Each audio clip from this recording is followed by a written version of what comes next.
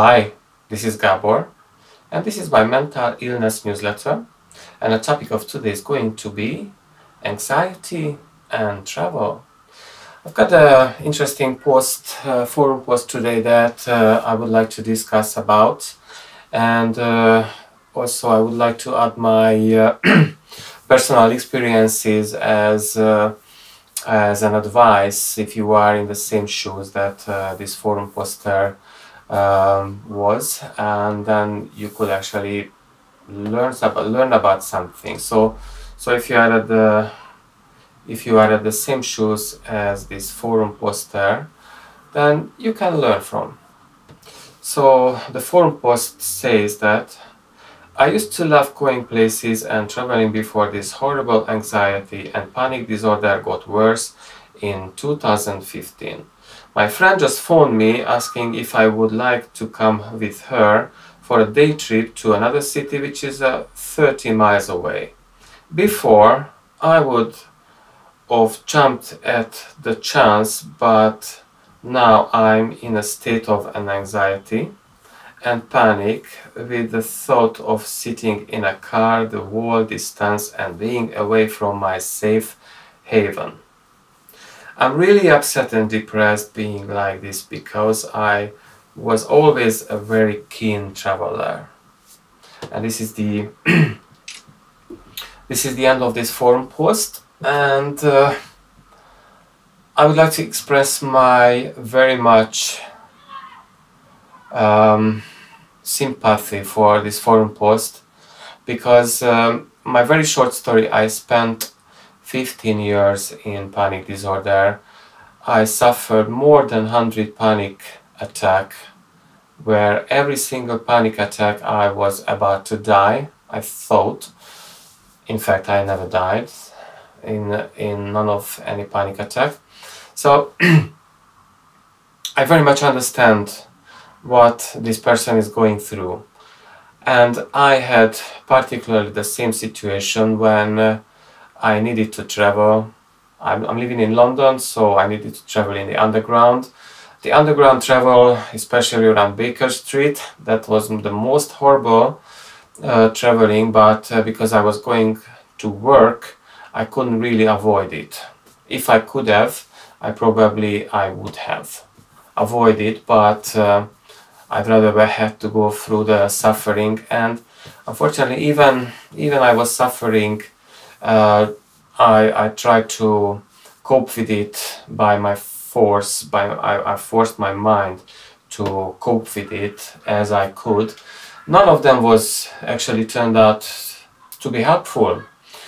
And when I, for example, went and sitting in a car as a passenger, particularly, for example, in Budapest, I remember very well. For example, I was sitting next to my sister, and I had panic attack. Many times it happened with me. Or just on a bus, traveling Budapest or in London.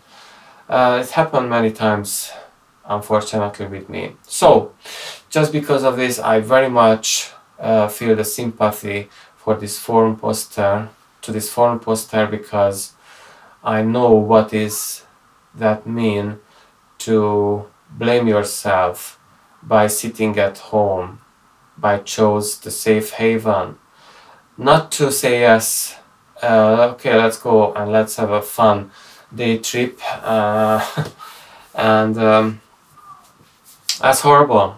But there is a solution. That's the good news. My solution was, and good news is that I did not have any panic attack for about 2 years. Why? Because I overcome it. I have overcome it. Thank God I did it. I tried many.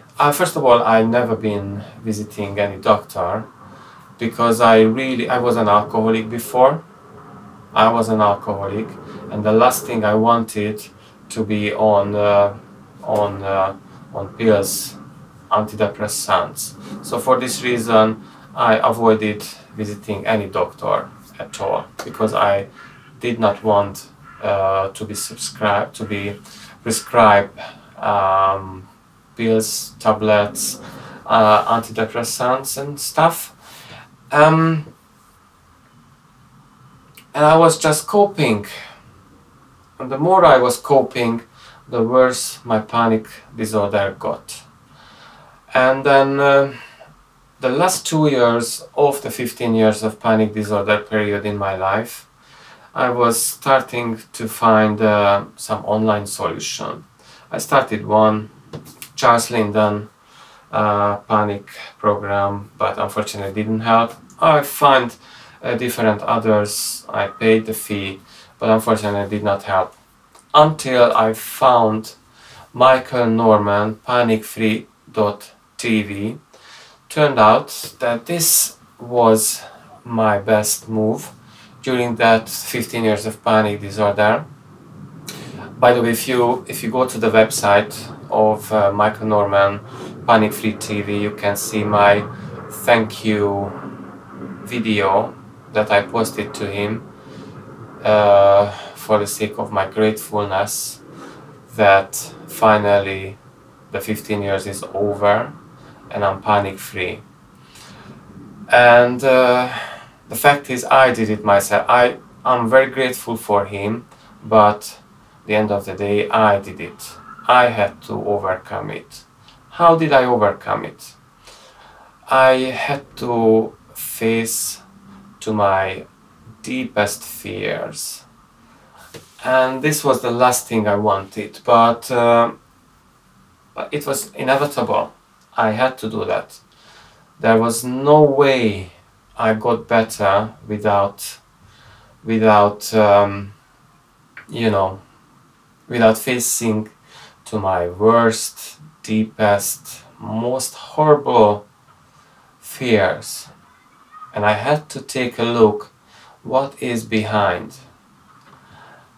I did it, but the good news was, and the good news is for you, I might say that there is no other way for you as well, and there is no other way for anyone ever, just to face to your fears. But the good news is, which I did the same, you don't have to do it in one. You can do that step by step by step. In fact, you can slice the thinnest slices, this procedure. If you imagine you are here and this is a salami, you can slice this salami as thin as you want it to. And the end of the salami, the total solution that you are panic free. So you can slice no matter how little this slice, but you can do that. So you can do that basically because this is just one step today, one tiny step today. And if you do that, the first step today, you know that just a matter of time and your panic disorder, your panic attack will be over, just like I did. If you need more help, if you need help, first of all, I have to say, just because I didn't see any doctor, I would say to you that see the doctor, but also you can seek multiple level of help. I am still here. You can seek any kind of help that you think, but I'm still here, and at least I can tell you exactly in details how did I do that, how did I face to my deepest fears. And if you follow my example, you can be panic free as well. Thanks for watching. Please subscribe, hit the bell icon, and then you can get notified whenever a new video coming up. I'm doing videos every single day, giving me a choice to help you in different aspects every day. Thanks again for watching, and see you next time.